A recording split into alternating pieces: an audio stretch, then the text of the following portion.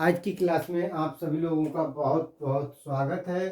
और मैं आपको अवगत करा दूं कि आज का जो वीडियो लाने का मेरा पहला मकसद है वो उन प्यारे प्यारे बच्चों के फ्यूचर के लिए है जिनके पेरेंट्स उन बच्चों के फ्यूचर को डिसाइड नहीं कर पाते। आज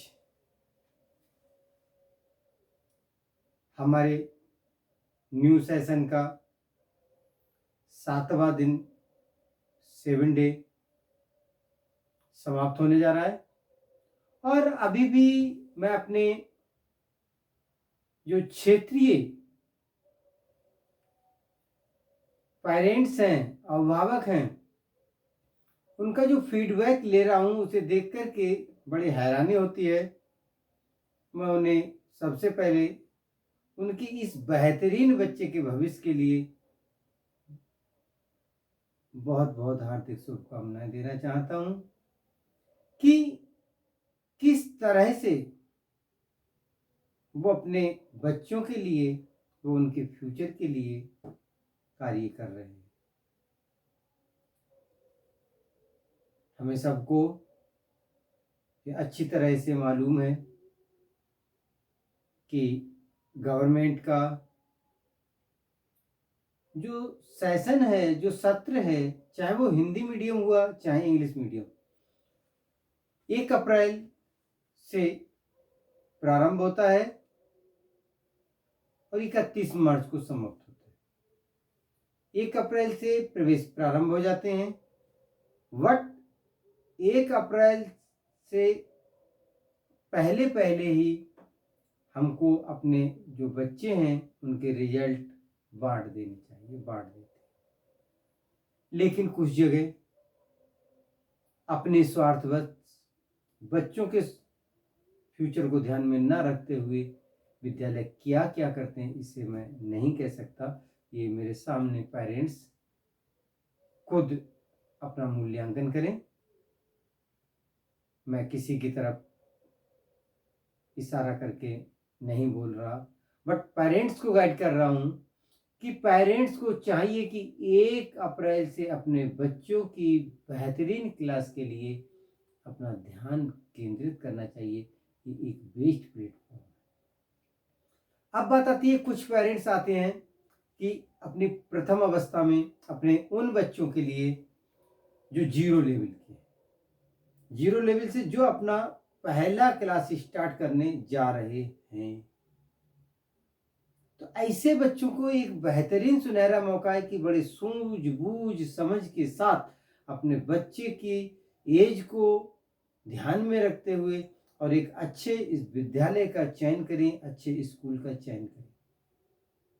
मैं ये नहीं कहूँगा कि वो सीबीएसई बोर्ड का चयन करें, कि वो यूपी बोर्ड का चयन करें, कोई भी बोर्ड हो उनका, वो अपने लेवल को देखते हुए अच्छे विद्यालय का चयन करके प्रारंभिक स्थिति को मजबूत करें। एज बाउंडेशन का बहुत ज़्यादा समस्या मुझे सुनने में आ रहा था, जिसके कारण परेशान होकर के मेरा मन विदित हुआ और मैं इस वीडियो को बनाने के लिए विवश हुआ। बात करूंगा सिर्फ बच्चे को किस एज में और किस क्लास में बिठा देना चाहिए, ये प्रूफ दूंगा आपके लिए। तो आइए स्टार्ट करता हूं। देखिए, सबसे पहले हमें अपने बच्चे की जो प्राथमिक पाठशाला है, जो प्री नर्सरी क्लास है, वो पेरेंट्स की जिम्मेदारी है कि वो अपने बच्चे की प्री नर्सरी क्लास वो अच्छी तरीके से अपने घर पर कर सकते हैं और अपना अच्छा पैसा बचा सकते हैं। देखिए, जब हम एक अच्छी शुरुआत करेंगे तो हमारा जो अंत होगा वो भी अच्छा होगा और हमारा रिजल्ट भी अच्छा ही होगा। देखिए, बात करता हूं मैं सबसे पहले एक एज बाउंडेशन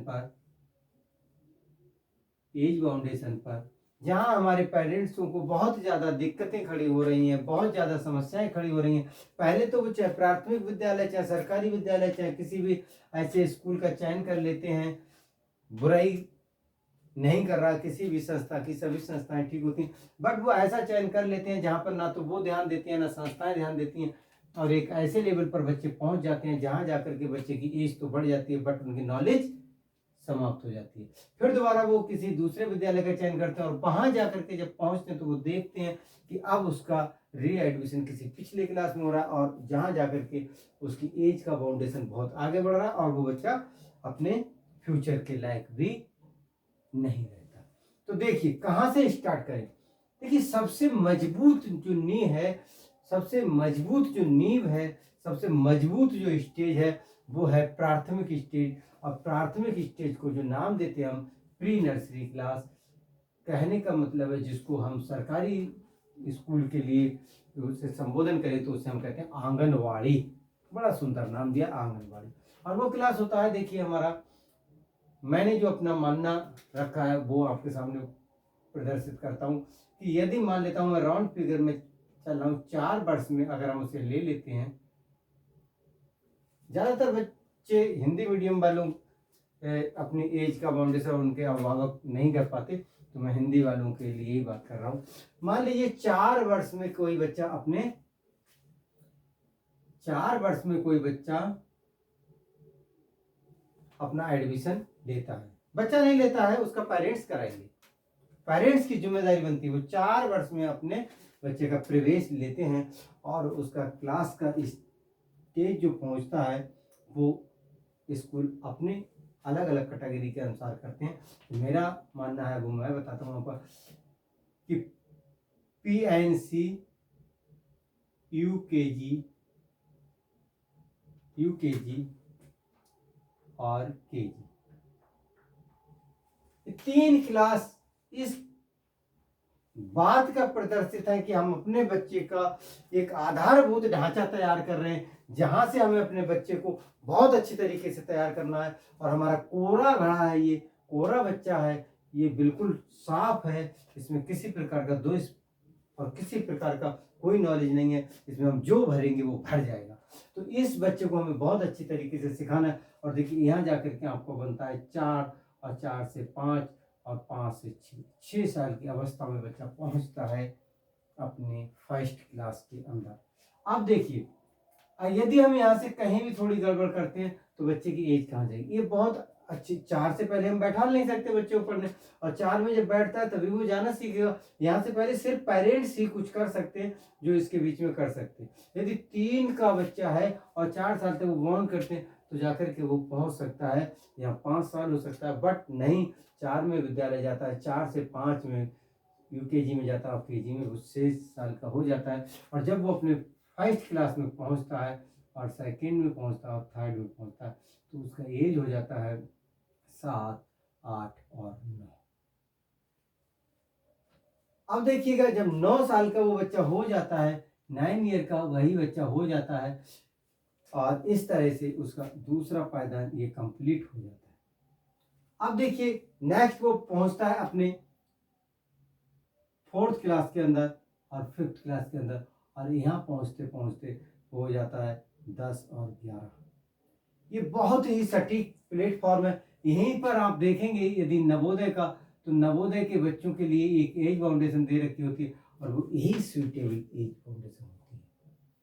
अब देखिए आपका बच्चा 11 साल का जब क्लास 5 में पहुंचता है, 5, 4, 5, 6, 7, 8, 9, 10, 11, और अब वह 12 वर्ष की अवस्था में वो अपने जूनियर लेवल को पुट करता है और जूनियर लेवल में पहुंचता है 6 में, 7th में और 8th। यहाँ जाकर के वो 12 और 13 और 14 वर्ष की आयु पूरी कर लेता है और 14 वर्ष की आयु पूरी करने के बाद वो पहुंचता है अपनी अगली क्लास में, जहाँ से वो 9th और 10th का चयन करता है। देखिए 15 और 16 वर्ष की अवस्था में वो अपनी इन क्लासों को अच्छी तरीके से फाइंड करता है, बट पहुंचता है 11th में, जिसे 11 और 12 में, 11 और 12th में, और यहाँ जाके 17 और 18 साल की एज में वो अपना इंटर कंप्लीट करता है और फिर अपने भविष्य का निर्माण करता है और भविष्य के लिए अपना चयन करता है। और वो एक अच्छी अवस्था में जाकर के स्नातक, हिंदी में कहूँगा स्नातक मतलब चाहे तो उसका BSc हुआ, चाहे BA हुआ, चाहे BCom हुआ, कुछ भी हुआ, चाहे तो उसका BSc हुआ, BA हुआ, BCom हुआ, MCom BCom हुआ, और चाहे वो BTech हुआ, कुछ भी हुआ, कहने का मतलब यहाँ पर है कि वो अपना स्नातक कंप्लीट करता है और फिर वह अपने भविष्य में। प्रॉब्लम खड़ी है कहाँ कि जब हमने बच्चे को यहाँ तक पहुँचा दिया और अपने इस अवस्था में पहुँचाने के बाद अब हम उसको देखते हैं कि हमारा बच्चा इस क्लास तक की एजुकेशन को पूरी कर चुका है और हमने उस पर ध्यान ही नहीं दिया। और जब हम फिर आगे बढ़ते हैं और हम किसी विद्यालय को देखते हैं, अच्छे विद्यालय को देखते हैं और वहाँ जाकर के जब प्रवेश कराते हैं और यही बच्चे का जाकर के अपने इस सेकंड क्लास के अंदर एडमिशन होता है, तो यही प्रॉब्लम खड़ी होती है कि अब उसका कैरियर चौपट होने के कगार पे रहता है। जिन लोगों के पास, जिन मेरे भाइयों के पास मेरा ये वीडियो पहुंचे, तो वो इस पर एक चिंतन करें और मनन करें कि वास्तव में क्या सही है। और एक चीज मैं आपको और बता दूं बड़े दावे के साथ कि ये जो अवस्था है, यहाँ का पूरा पैसा सिर्फ पेरेंट्स बचा सकता है, अभिभावक बचा सकता है। यहाँ कुछ ऐसा नहीं है जो कि अभिभावक आज की डेट में शाम को 2 घंटे का समय निकाल के बच्चे को बता ना सके। सिर्फ 2 घंटा, सिर्फ 2 घंटा दीजिए, आपको सारी फीस बच जाएगी और बच्चा भी टैलेंटेड हो जाएगा। यदि आपको लगे कि मैं ऐसा गलत बोल रहा हूं तो आप मेरे चैनल पे कमेंट करें और मुझसे बात भी कर सकते हैं। अब यही वो क्लास है, इसी क्लास को जिसको मैं नाम देता हूं फाउंडेशन क्लास है ये। यहाँ जितना अच्छा फाउंडेशन अपने बच्चे का तैयार कर लिया, वो बच्चा कभी भी मात नहीं खा सकता। यही वो सफलता की पहली सीढ़ी है जहां जाकर के सिर्फ आपको अपने बच्चे के करियर के लिए काम करें। क्यों? आप नौकरी कर रहे हैं, सर्विस कर रहे हैं, बिजनेस कर रहे हैं, कुछ भी कर रहे हैं, अपने बच्चे के फ्यूचर के लिए कर रहे हैं, तो हमारा फर्ज बनता है कि हम इस फाउंडेशन को बच्चे के बना दें। और एक कहावत आई है जिसमें कहा गया कि पैसा ज्यादा इकट्ठा करने से बच्चे का करियर नहीं बन सकता। एक लाइन आई है हमारे धार्मिक ग्रंथों में, धर्मों में हमें समझाई जाती है, हमने सुनी होगी, आप लोगों ने भी सुनी होगी। कहा गया कि पूत कपूत तो क्यों धन संचय, और पूत सपूत तो क्यों धन संचय। यदि बेटा कुपात्र है, बेटा नालायक है, बेटा अच्छा नहीं है, चरित्रवान नहीं है, तो पैसा इकट्ठा करने की कोई आवश्यकता नहीं है। आप कुआं भर के माया इकट्ठी कर लेना, आप बहुत सारा पैसा इकट्ठा कर लेना, नालायक बेटा उसे समाप्त कर देगा। ठीक इसी तरह से यदि आपका बेटा अच्छा है, सुपुत्र है, संस्कारवान है, चरित्रवान है, योग्य है, तो भी आपको पैसा इकट्ठा करने की जरूरत नहीं है, पैसा लगाने की जरूरत है। फिर तो पैसा उसके पास चल के। यदि मेरी एक भी बात आपको ऐसी लगे कि जिसमें थोड़ा भी दम ना दिखाई दे तो तुरंत कमेंट करें। लेकिन एक कहा गया है कि बड़ी कठिन है गगरपन घट की। यहाँ वर्क करना भी बड़ा कठिन है।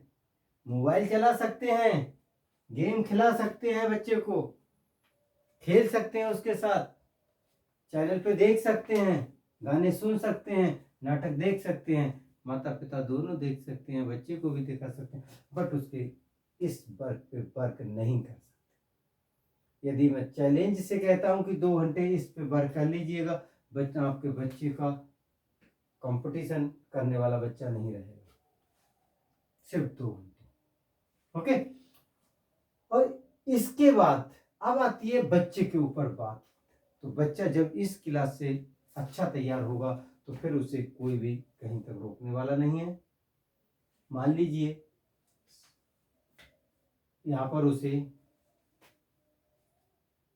पिक्चर ज्ञान कराया जाता है, पिक्चर ज्ञान हो गया, 1 से 9 तक नंबर्स ज्ञान हो गया, यूकेजी में आया शब्द ज्ञान हो गया,